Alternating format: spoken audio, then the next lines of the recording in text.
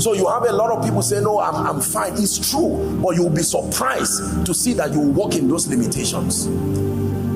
As powerful as God is, he could not cast sin out of man. You would think that a powerful God would just cast sin out of man. Man, be free. No. He came and died. He went through a process. This is God. He became a man, waited till 30 years by the Jewish laws, and then began to walk. He died. He paid the price, went to Hades, preached the gospel, defeated Satan, collected the keys, opened up the prison to them who were awaiting his deliverance, and came out. They walked through the streets of Jerusalem, went back to heaven, presented his blood. Are we together now? According to Paul's exegesis.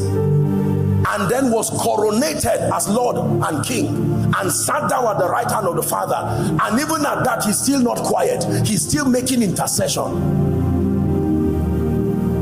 Let me tell you, believers, if you do not take the time to Satan is not as powerful, but there are laws. There are rules of engagement. I'll give you an instance. You cannot bind a spirit and cast a spirit indefinitely and lock it up, never to function. No. There is a time allotted for that. When Jesus was going to bind them, they made I said, have you come to destroy us before our time? Before our time. I've told you that Satan is not the most vicious, unclean spirit. He's not.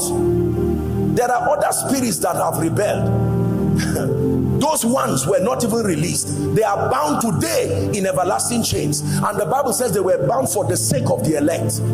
Because if those spirits are released, the kind of deception, they were all in the presence of God. One thing you don't find in the demonic kingdom is ignorance. No, you don't find ignorance there. The fact that they once tasted of light, you see that now. Is somebody learning? This is very powerful.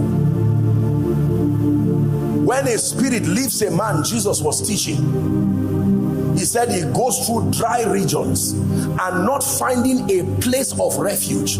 That spirit Jesus was talking about is not every spirit.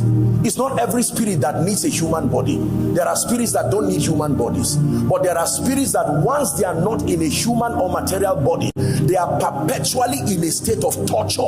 And there is an explanation as to how they became that way.